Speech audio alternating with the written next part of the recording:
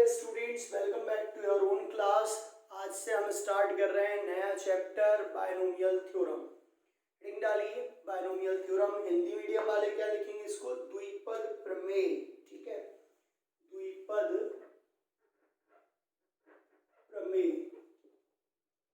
ये नाम से समझ में आ रहा है, बायनोमियल मतलब द्विपद। ठीक है, मतलब यहाँ पर टू टर्म्स रहेंगी और उनकी कोई पावर रहेगी जिसको हमें फाइंड आउट करना है। ठीक है, जैसे एग्जांपल देखिए, हम a प्लस बी का होल स्क्वायर तो बड़ी इजीली निकाल लेते हैं, बट जब अगर बात आ जाए कि a प्लस बी की होल पावर 5 निकालिए, a प्लस बी की होल पावर 7 निकालिए, ठीक है, तो ये हम निकालते हैं bye the help of binomial theorem. Binomial theorem क्या है, उसका फॉर्मूला देखिए, x प्लस ए की होल पावर n। अगर मुझे इसका एक्सपेंशन चाहिए तो वो बायनोमियल थ्योरम की हेल्प से ही होता है। इसका एक्सपेंशन देखिए, nc0 x की पावर n a की पावर 0 प्लस nc1 x की पावर n माइनस 1 a की पावर 1 प्लस nc2 x की power n minus 2 and a की power 2 plus so on ncr x की power n minus r a की power r। और ऐसे ही अगर हम लास्ट टर्म पे जाएं तो वो आएगा ncn x की power n minus n a की पावर n। तो इस तरीके से हम इसको ओपन करते हैं। बात यहाँ आ रही है कि ये nc0 nc1 ये सब क्या है, तो ncr आप जानते ही होंगे, कॉम्बिनेशन होता है, संचय होता है, factorial n factorial r factorial n minus r। ये इसको ओपन करने का तरीका होता है जहां पर n ग्रेटर देन 0 होना चाहिए, r greater than equal to 0 हो सकता है, और जो n है n वो ग्रेटर देन इक्वल टू होना चाहिए r के। तो ये कुछ कॉन्सेप्ट है यहाँ पर, n पॉजिटिव होना चाहिए, r पॉजिटिव होना चाहिए, दोनों की n की जो वैल्यू है वो ग्रेटर देन इक्वल टू होगी r से। ये NCR का फॉर्मूला होता है, तो ये नोट कर लीजिए। ये फॉर्मूला मिल गया आपको बायनोमियल थ्योरम का। यहाँ पर NCR दिखा रहा है आपको, nc0 nc1 nc2 ये NCR को दिखाते हैं। इसको ओपन करने के और भी इजी तरीके हैं, तो फर्स्ट आप ये वाला तरीका पहले नोट कर लीजिए, और भी तरीके हैं इसको ओपन करने के लिए। अब देखिए, आपको यहाँ पर मैं सिखाता हूँ कि कैसे अपन nc0 nc1 nc2 nc3 और इनको कैसे सॉल्व करते हैं। NCR का आपने फॉर्मूला देखा, factorial n factorial r factorial n minus r। तो जब nc0 को आप सॉल्व करने जाओगे तो इसी की हेल्प से करोगे। एक तरीका तो ये है कि सीधा सीधा फॉर्मूले में वैल्यू रख के निकाल लीजिए। दूसरा तरीका यह है कि nc0 हो या ncn हो, ये हमेशा 1 होते हैं, तो इनको आप लिख लीजिए 1। होते कैसे हैं 1? अगर आप ऐसा बोल रहे हैं तो इसी फॉर्मूले से ओपन करके देख लीजिए। nc0 ऊपर आएगा फैक्टोरियल n, नीचे आएगा फैक्टोरियल r मतलब फैक्टोरियल 0, और फैक्टोरियल के अंदर n माइनस r मतलब n माइनस 0। फैक्टोरियल 0 मतलब 1 होता है, फैक्टोरियल n ये कैंसिल हो गया, ये आ जाएगा 1। सिमिलरली जब आप ncn निकालोगे तो वो भी देख लीजिए, ncn factorial n factorial n factorial n minus n, तो कैंसिल हो गया, यहाँ फैक्टोरियल 0 बचा, फैक्टोरियल 0 इज आल्सो 1। तो ये आ गए हैं यहाँ पर 1, दोनों वैल्यू आ गई हैं 1। तो इनको याद रखेंगे कि nc0 ncn क्या होता है, 1 होता है। ncn nc0 r 1। बात यार है कि nc1 को कैसे सॉल्व करेंगे, तो वही फॉर्मूला आप उसे ओपन करिए। ये दूसरा तरीका है, nc1 को आप लिखिए n/1। ठीक है, ये डायरेक्ट तरीका है जो स्टूडेंट्स को जिनको प्रॉब्लम आती है फैक्टोरियल सॉल्व करने में, कॉम्बिनेशन सॉल्व करने में, संचय को हल करने में, उनके लिए ये ट्रिक है। NC1 को आप सीधा सीधा लिख दीजिए n/1, है ना, बिल्कुल यही आएगा, फाइनल स्टेप में यही आएगा। NC2 है तो n(n-1)(2 × 1) ऐसा लिख दीजिए। NC3 है तो n(n-1)(n-2)(3 × 1). NC4 आप समझ ही गए होंगे क्या होगा, n(n-1), n-2), n-3/4(3 × 1). तो ये तरीका है, ये शॉर्ट ट्रिक है किस तरीके से हम कॉम्बिनेशन को इजीली ओपन कर सकते हैं। तो यही वैल्यूज अगर हम इस फॉर्मूले में रखते हैं तो देखिए नया बायनोमियल का फॉर्मूला हमें क्या मिलने वाला है। यहां से नया फॉर्मूला मिलेगा हमें x + a की होल पावर n का, NC0 1 हो गया, a की पावर 0 1 हो गया, x की पावर n, इसे हम लिखेंगे n/1 x की power n-1 a plus NC2 को हम लिखेंगे n(n-1)(2 × 1) या 1 × 2 भी लिख सकते हो, ठीक है, x की पावर n-2 a की पावर 2 प्लस ऑन, ये लास्ट वाली स्टेप लिख दे रहे हैं हम, NCn 1 हो गया, x की पावर n से n कैंसिल 0 1 हो गया, a की पावर n।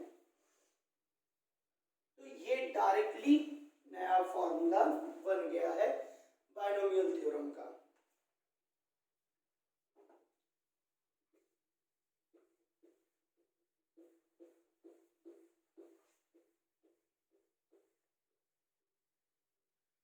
अब इसमें और क्या क्या कॉन्सेप्ट बन सकते हैं वो आज समझ लीजिए अच्छे से ना। इसमें पूछी जा सकती है आपसे जनरल टर्म, कोई सा टर्म पूछा जा सकता है कि भाई इसमें 10th टर्म बता दीजिए, हमें 20th टर्म बता दीजिए, क्या रहेगा, तो इसको हम बोल रहे हैं जनरल टर्म। हिंदी मीडियम वाले इसको लिखेंगे व्यापक पद। व्यापक पद देखिए हम मान के चल रहे हैं r+1th term is a general term, तो r+1th टर्म क्या हो जाएगा, x + a की पावर n में rth टर्म देखना है आपको, है ना, r+1th टर्म देखना है आपको, तो क्या हो जाएगा फॉर्मूला NCr x की पावर n-r एंड a की पावर r। ये फॉर्मूला हो गया है r+1th टर्म के लिए, ठीक है। जहां पर देखिए पहली टर्म क्या थी, हम पहली टर्म में सबसे पहले 0 रखते हैं, इसलिए r+1th टर्म जो आती है वो यहाँ देख के लगता है कि rth टर्म है कहीं ना कहीं, बट वो r+1th टर्म रहती है क्योंकि पहली टर्म तो हम 0 रखते हैं, 0 से स्टार्ट होता है, ठीक है, इसलिए। तो ये हो गया अपना जनरल टर्म का फॉर्मूला किस एक्सपेंशन के लिए, x + a की होल पावर n के लिए। अब यहीं पर अगर एक्सपेंशन चेंज हो जाए, ठीक है, चेंज हो जाए मींस x - a की पावर n रहे, तो सेकंड पॉइंट लिखिएगा, सेकंड पॉइंट लिखिए, the general term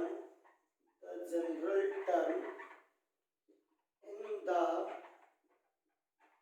binomial expansion x - a की पावर n, ठीक है, इज गिवन बाय, इसमें क्या हो जाता है, x - a की पावर n है तो अल्टरनेट प्लस माइनस और आ जाएगा, जहां भी a की पावर ऑड रहेगी वहां पर माइनस साइन आ जाएगा, ठीक है, बट tr+1 में क्या चेंज आएगा, तो tr+1 में चेंज आएगा -1 की पावर r NCr x की पावर n-r एंड e की पावर r, ये रहेगा r+1th टर्म, ठीक है। -1 का चेंज आया तो हमने -1 की पावर r बाहर हमने लिख दिया है।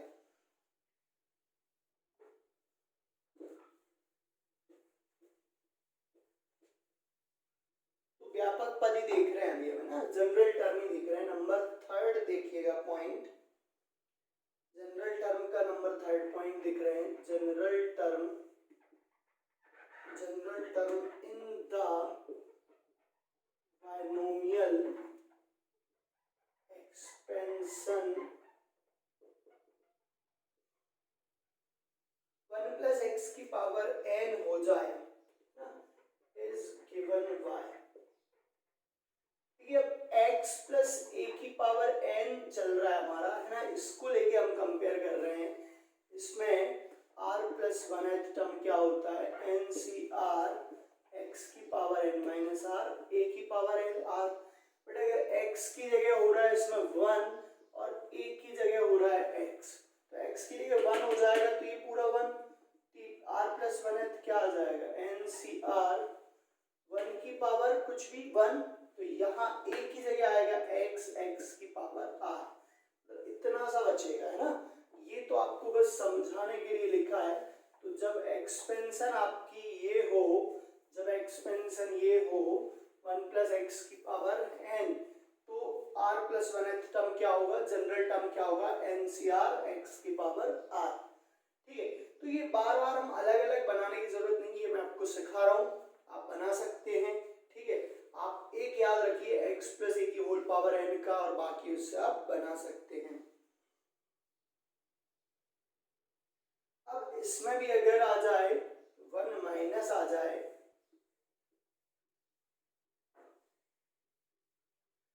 फोर्थ पॉइंट लिख लीजिए, फोर्थ पॉइंट, और उसमें आप क्या लिखेंगे, यहाँ पर माइनस लिख लीजिए ना, फोर्थ पॉइंट में माइनस लिख लीजिए। इसमें आपसे द्विपद प्रमेय का 1 माइनस एक्स की पावर n के एक्सपेंशन में पूछा जा रहा है, व्यापक पद क्या रहेगा, T R plus one minus one की power n n C R और x की पावर r आ जाएगा। तो ये था कॉन्सेप्ट इसका जनरल टर्म का। आई होप आपको सभी को समझ आ गया होगा।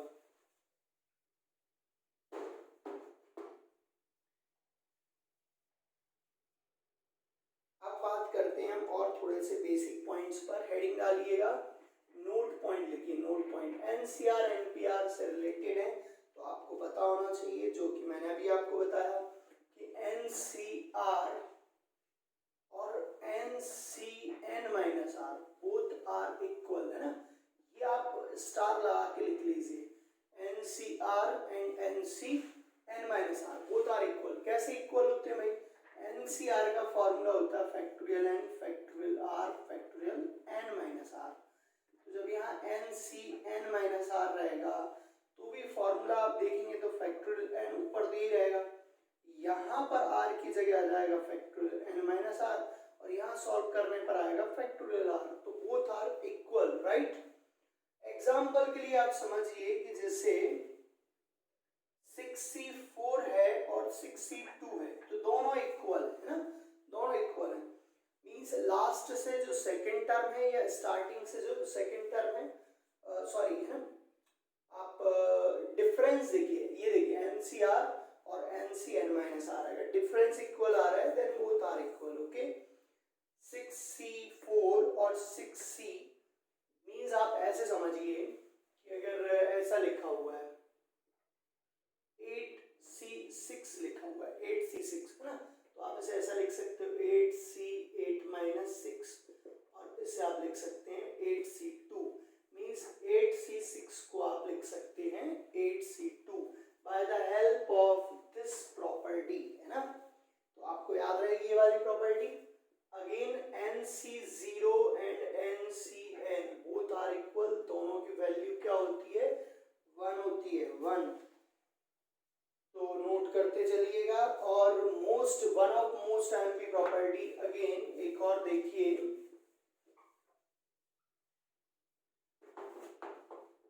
एक तो प्रॉपर्टी ये हो गई है भाई मोस्ट आईएमपी, सेकंड प्रॉपर्टी है most IMP NCR minus 1 NCR, ये होता है n+1CR, ठीक है।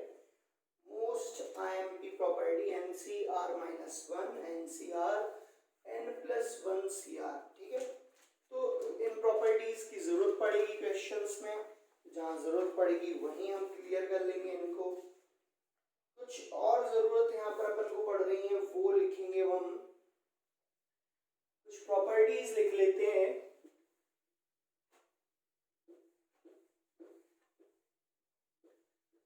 डालिए प्रॉपर्टीज ऑफ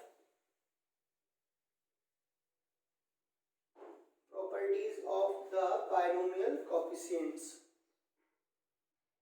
बाइनोमियल कोफिशिएंट्स के गुणधर्म C0, C1, C2, C3, C4 so on Cn। अगर ऐसा हो तो आप इसे लिख सकते हैं डायरेक्ट 2 की पावर n। ठीक है, इसको याद रखना है आपको, ये क्या होता है डायरेक्ट 2 की पावर n। अच्छा C0, C1, C2 ये आप समझ गए होंगे किसको दिखा रहे हैं। C0 का मतलब यहाँ पर है NC0 से, C1 का मतलब है NC1 से। ठीक है, तो आप you have to understand this कि NC0 को शॉर्ट में क्या लिखा जाता है, C0 लिखा जाता है। तो ये आपको याद रखना है, ये कितना होता है 2 की पावर n होता है। सेकंड, अगर इसमें ऑड आ जाए या इवन आ जाए C4, C6 प्लस सोन, या फिर इसमें ऑड आ जाए C1, C3, C5, C7 plus so on, तो ये होता है 2 की पावर n-1, राइट, 2 की पावर n-1। फोर्थ देखिए, अगर ये अल्टरनेट आ जाए प्लस का माइनस का C1, C2, C3, C4, C5 plus so on, तो ये कट पिट करके सब 0 हो जाते हैं। लास्ट में n तक होना चाहिए ना, बट ध्यान रहे, ठीक, लास्ट में n तक है -1 की power n Cn is equal to 0। Sorry, third number है ये। फोर्थ नंबर लिखिएगा, fourth number C1 plus 2C2 3C3 so on NCn, तो ये होता है n इंटू 2 की पावर n-1, n इंटू 2 की पावर n-1। इसमें भी अगर अल्टरनेट माइनस आ जाए C1 minus 2C2 plus 3C3 minus so on is equal to, तो ये भी क्या हो जाता है 0 हो जाता है, 0। नोट जरूर करते चलें, प्रॉपर नोट्स बनाते चलें, ठीक। बहुत सारे फॉर्मूले हैं, बट जहां जो नेसेसरी रहेगा, जिसकी जरूरत पड़ेगी वो हम लिखेंगे। अभी 5 नंबर हो गया, ये 6th लिखिए, 6th।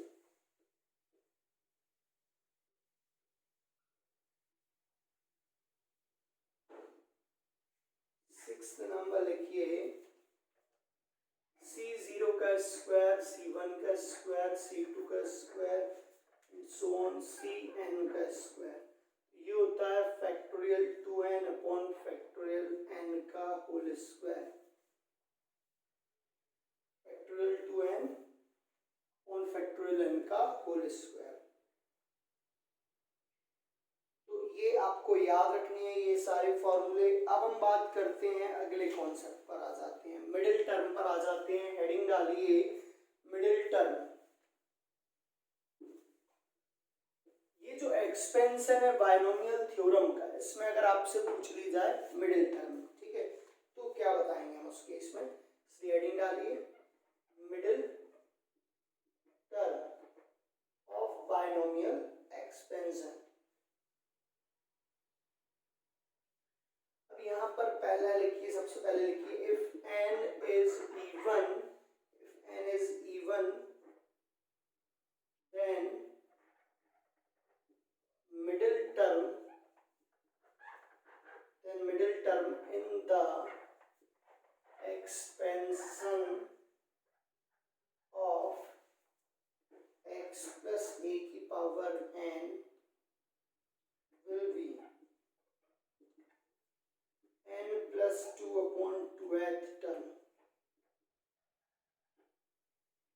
ये मिडिल टर्म वाला कॉन्सेप्ट है। अगर यहाँ पर n इवन है, नंबर ऑफ टर्म इवन है, हिंदी मीडियम वाले लिख लें, मिडिल टर्म मतलब क्या हो जाता है मध्य पद। मध्य पद अगर हमें निकालना है, और जहां पर n जो है वो सम संख्या है, n क्या है सम संख्या है, तब इस प्रसार में जो मिडिल टर्म होगी, जो मध्य पद होगा, वो क्या होगा n+2/2 वहां पद मध्य पद होगा। ठीक है, याद रहेगा। अब आप लिखिए कि if n is odd number, if n is odd number, then middle term क्या होगी, then middle term कौन सी होगी, n plus 1 upon 2th term, ठीक है, and n plus 3 upon 2th term, ये टर्म होगी मिडिल टर्म, राइट। मतलब n even होगा तो n plus 2 upon 2th term होगा, और n ऑड होगा, n विषम होगा तो n plus 1 by 2th term और n plus 3 by 2th term. जब n एक विषम संख्या होगी तब के लिए मिडिल टर्म ये होंगी, और जब n सम संख्या होगी तब के लिए मिडिल टर्म ये होगी। क्लियर।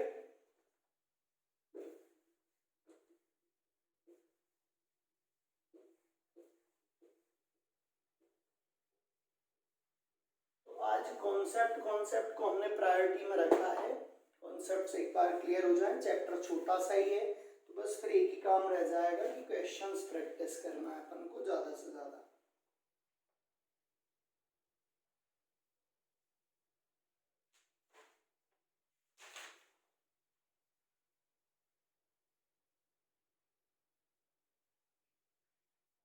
चलिए कुछ एक्सपेंशन और देख रहे हैं हम।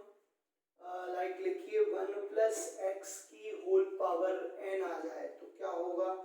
अब आप तो इसको एक्सपांड कर ही सकते हैं। सबसे पहले आएगा 1, फिर nx, फिर आएगा n-1 upon factorial 2 x square, ठीक है। नेक्स्ट आएगा n-1 n-2 upon factorial 3x cube plus so on plus n-1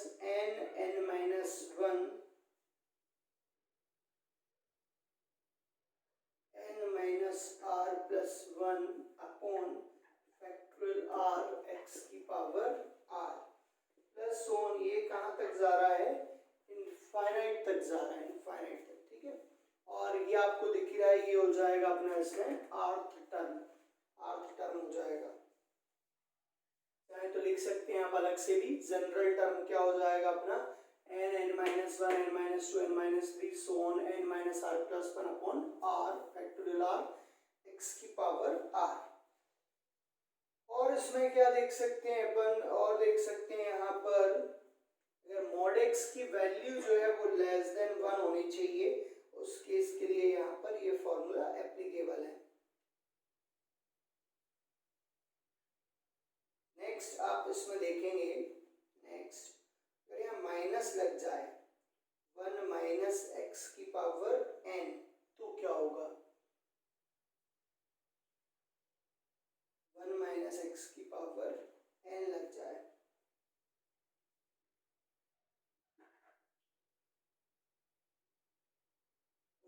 plus x की पावर n, ये हम देख चुके हैं, ठीक है। चलिए बेटर रहेगा कि अपन कुछ क्वेश्चंस देख लेते हैं, और जहां पर भी सीरीज आएंगी, प्रोग्रेशन आएंगी, वहां पर अपन फिर इनको देख लेंगे। या एक कॉन्सेप्ट और लिख लीजिए, इसमें एक कॉन्सेप्ट और लिख लीजिए जो मोस्ट टाइम की है, अच्छा कॉन्सेप्ट है, ये लिख लें।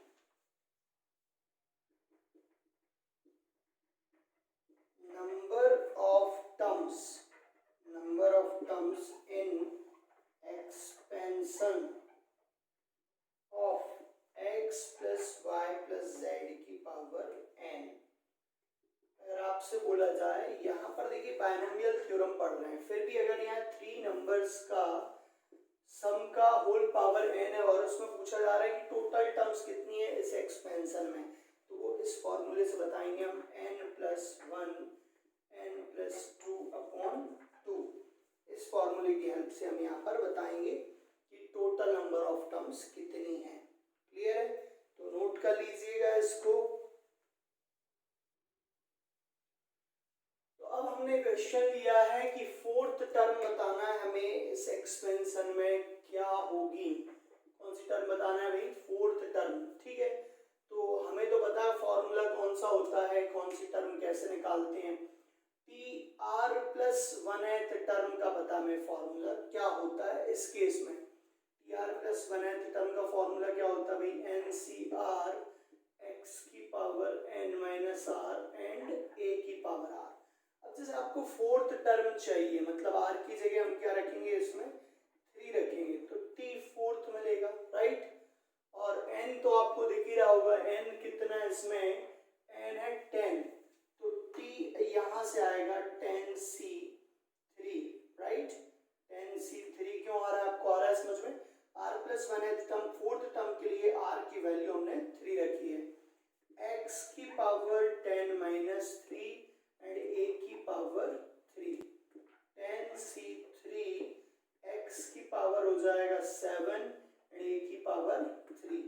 10C3 एक्स की जगह पर क्या है, एक्स की जगह पर है a/3 एंड ए की जगह पर 9b, तो ये दोनों चीजें हम यहाँ रख देंगे। एक्स की जगह है a/3 की पावर 7 और ए की जगह है 9b की पावर 3, ऐसा कुछ होगा, क्लियर। अब हम ओपन कर दे रहे हैं 10C3 को। 10C3 को ओपन करने का मैंने शॉर्ट तरीका बताया है, 10 9 8 अपॉन 3 2 1, ये सबसे बढ़िया तरीका है, शॉर्ट ट्रिक है 10C3 को सॉल्व करने की। ये आ जाएगा a की पावर 7 अपॉन 3 की पावर 7 है तो 7 टाइम्स लिख देते हैं, 3 टाइम्स हो गया, 4 5 6 एंड 7। ऊपर आप देखेंगे 9 इंटू बी की पावर 3 है, तो 9 को 3 टाइम्स लिखिए और b की पावर को 3 लिखिए, ठीक है। तो यहाँ तक क्लियर है। 3 3 is 9, एक 9 कैंसिल हो गया, 3 3 is 9, 3 3 is 9, ये पूरे 9 कैंसिल हो गए, राइट। तो यहाँ पर क्वेश्चन आपको दिया गया है कि the term with coefficient 62 in the expansion, ठीक है, ये एक्सपेंशन है, इसमें आपको बताना है कि 62 किस किस टर्म में आ रहा है, ठीक है। तो हमें पहले x प्लस ए की होल पावर n को ओपन करना आना चाहिए, दैट इज NC0 x की पावर n माइनस 0 a की पावर 0, NC1 x की पावर n माइनस 1 a की पावर 1, सो ऑन, इसी तरीके से चलते हैं, राइट। तो हम यहाँ पर एक चीज देख रहे हैं कि जब हम 1 प्लस एक्स की पावर 6 को ओपन करेंगे तो क्या आएगा या एक काम करिए, T R plus 1th term क्या होती है, एन सी आर एक्स की power N minus R A की पावर आर।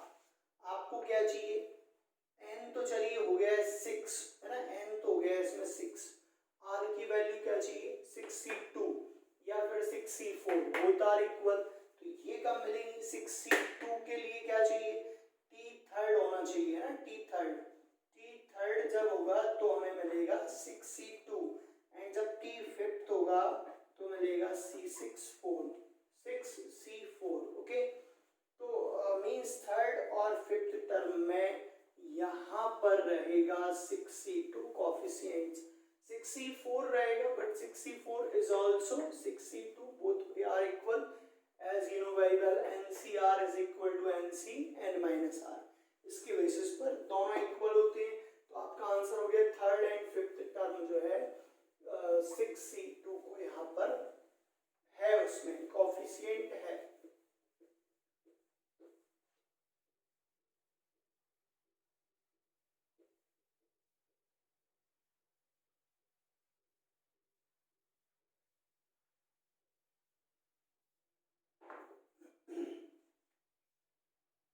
चलिए नेक्स्ट क्वेश्चन देखते हैं हम, the coefficient of a square b cube in a plus b की power 5 is 10, b 20, c 30 and d is 40। तो इसमें समझिए ना क्वेश्चन क्या पूछा गया है, क्वेश्चन के अंदर क्या पूछा गया है, आपको यहाँ पर बोला गया है कि जो एक्सपेंशन आप कर रहे हैं वो a प्लस बी की होल पावर 5 का कर रहे हैं, क्लियर। और उसमें आपको बताना है कि a स्क्वायर बी क्यूब का कोफिशिएंट कौन सा होगा, ठीक है, क्या कोफिशिएंट है। अच्छा, ये a स्क्वायर बी क्यूब, बस आप मुझे ये बता दीजिए कि ये कौन सी टर्म है, a square B cube. b की पावर से देखें तो ये हमें लग रहा है कि b की पावर r, ठीक है, b की पावर r मींस ये फोर्थ टर्म है भाई, फोर्थ टर्म है तभी तो पावर 3 आया है। देखिए t फोर्थ का फॉर्मूला t r प्लस 1 का फॉर्मूला क्या होता है, NCR x की power n minus r a की पावर r। अगर यहाँ पर r रख दिया जाए 3 तो t फोर्थ मिलेगा हमें 5c3 x की पावर 5 माइनस 3 एंड a की पावर 3। तो t फोर्थ देखिए आएगा 5c3, x की जगह यहाँ कितना है, a है, तो a की पावर आएगा 2, और a की जगह क्या है, b है, तो b आएगा यहाँ पर 3। देखिए a स्क्वायर बी क्यूब आ गया, राइट। तो इसका कोएफिशिएंट कितना निकला, 5c3। अब आप 5c3 को ओपन कर दीजिए। हाउ टू ओपन, आपको बताया है ट्रिक, 5 4 3 अपॉन 3 2 1। ट्रिक तो आ गई ना समझ में भाई। 5c1 होता तो आप लिखते 5 अपॉन 1, 5c2 है तो आप लिखेंगे 5 इंटू 4 अपॉन 2 इंटू 1, 5c3 तो 5 4 3 3 2 1, राइट, क्लियर। तो यहाँ 3 से 3 हो गया cancel, 2 2s are 4 and 5 2s are 10, 10 is your answer, means option number A यहाँ पर सही है। तो ये आ गया आपका आंसर, आंसर इज 10। क्लियर है भाई, आ गया है समझ में। तो ऐसे करना था अपन को इस क्वेश्चन को सॉल्व। थोड़ा सा तो आपको दिमाग लगाना पड़ेगा कि कौन सी टर्म है, या फिर इसको पूरा ओपन करना पड़ता, ठीक है। तो पूरा ओपन करने से बेटर है कि हम थोड़ा सा दिमाग लगा लें कि कौन सा टर्म हो सकता है। अब देखिए next question, the number of terms, number of term in the expansion. आपसे पूछा गया है कि नंबर ऑफ टर्म्स बताइए टोटल कितनी होंगी इस एक्सपेंशन में। 1 माइनस 5 रूट एक्स की पावर 9 इज, ए ऑप्शन है 5, बी है 7, सी है 9 एंड डी इज 10। क्वेश्चन समझ गए कि नहीं भाई। जो पूरा का पूरा प्रश्न है उसमें आपको बताना है कुल पदों की संख्या कितनी है।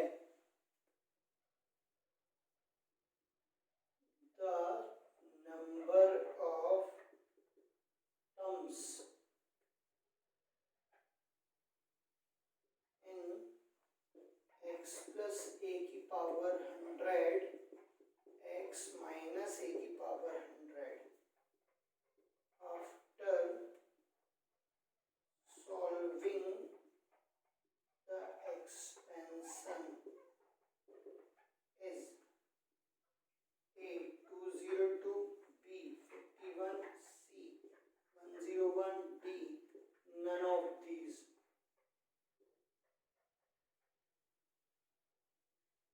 ऐसा कुछ है यहाँ पर, राइट। तो देखिए क्या होगा इसमें भाई, हम कैसे बताएंगे नंबर ऑफ टर्म कितनी है टोटल। देखिए जब आप एक होल स्क्वायर ओपन करते हैं लाइक a प्लस बी का whole square, then what is that, a square plus B square plus 2ab। बात यहाँ है कितनी टर्म आई, 3 टर्म, एक ज्यादा आई कि नहीं। यहाँ पर कितनी टर्म आई है, 3 टर्म आई है। अगर यहीं पर होता है a प्लस बी का होल क्यूब तो क्या आता, a cube plus B cube plus 3a square B plus 3ab square. यहाँ पर क्यूब है, टोटल टर्म्स कितनी है, 4 है। तो यही चीज आपको याद रखनी है कि नंबर ऑफ टर्म्स होती है होल पावर से एक ज्यादा होती है। रीजन अगर आप देख रहे हैं कि रीजन क्या होता है, क्योंकि पहली टर्म हम जो लेते हैं वो 0 लेते हैं, हम रखते हैं x की जगह पर, n जगह पर जीरो, NC जीरो से स्टार्ट होता है NCN तक, इसलिए नंबर ऑफ टर्म एक ज्यादा रहती है।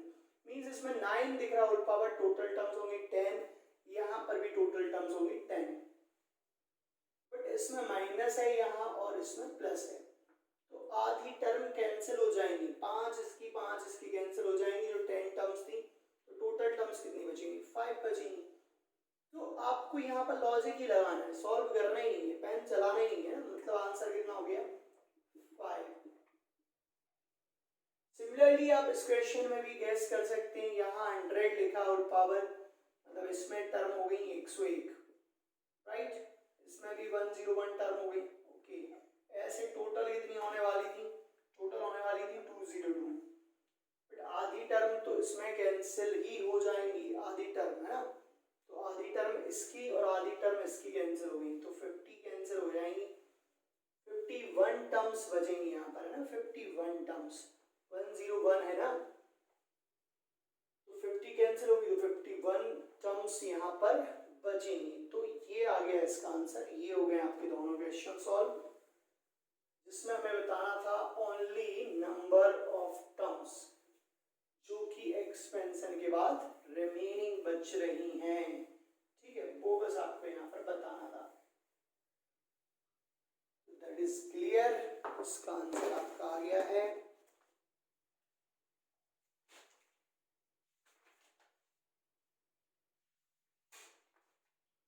आई होप सभी को कॉन्सेप्ट क्लियर हो गया होगा।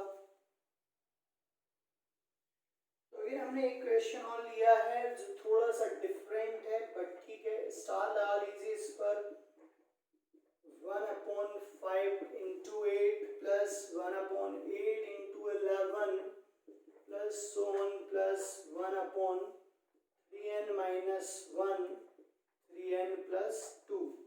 ऑप्शंस यहाँ पर हैं n/6n minus 4, b n/6n plus 3, c n/6n plus 4, and d is n plus 1/6n plus 4।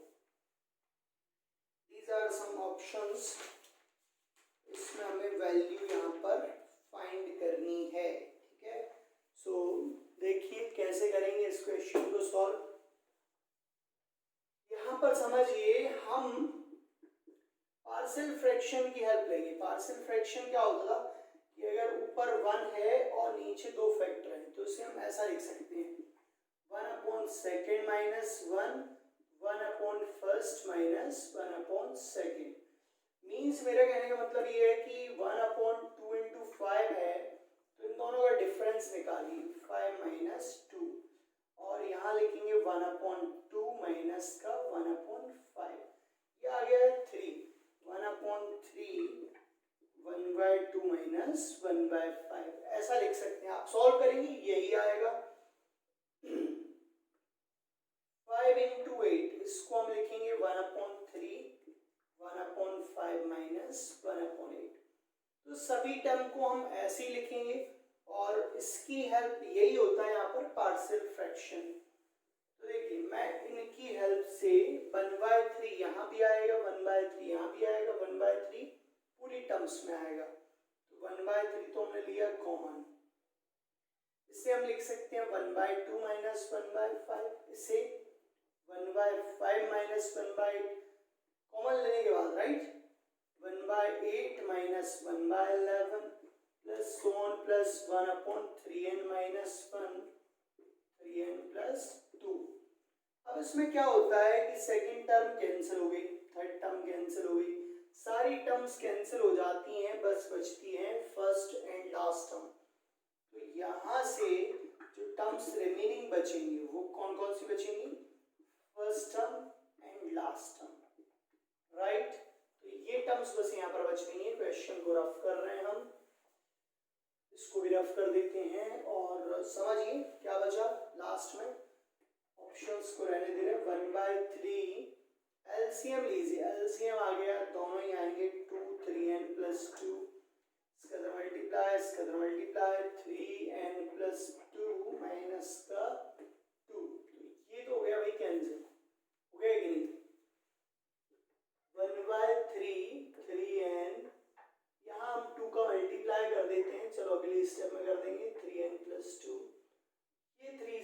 भी कैंसिल हो गया, ऊपर तो n बचा, नीचे 6n + 4।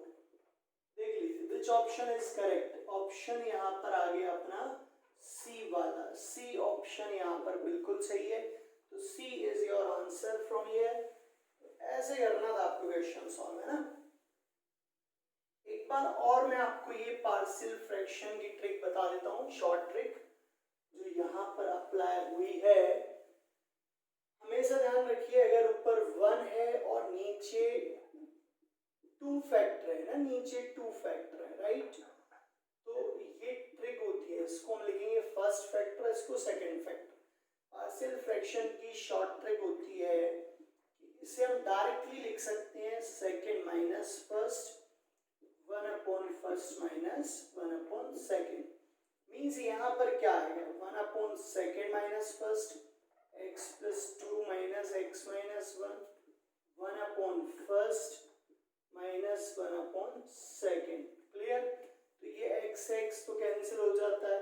अब ये 2 - 1 आ रहा है, ये 2 + 1 आ रहा है, वो तो सॉल्व करने के बाद ही पता चलेगा। तो यहाँ पर तो 2 - 1 आ रहा है, 1/x + 1 माइनस 1/x + 2। तो ये हो जाता है यहाँ पर सॉल्यूशन। और भी कई सारे क्वेश्चंस में देख सकते हैं हम, x + 1, इनका डिफरेंस आ रहा है +1, तो बाहर तो आ जाएगा +1, 1/x माइनस 1/x + 1। तो ये हो गया डायरेक्ट पार्शियल फ्रैक्शन में रिजॉल्व। क्लियर है भाई। इस तरीके से अपन को इनको सॉल्व करना है। सारे फॉर्मूले आप रिवाइज कर लीजिए, ठीक है, और क्वेश्चन प्रैक्टिस करिए इस चैप्टर में। चैप्टर छोटा सा है, बाइनोमियल थ्योरम पर प्रैक्टिस जरूरी है, तो प्रैक्टिस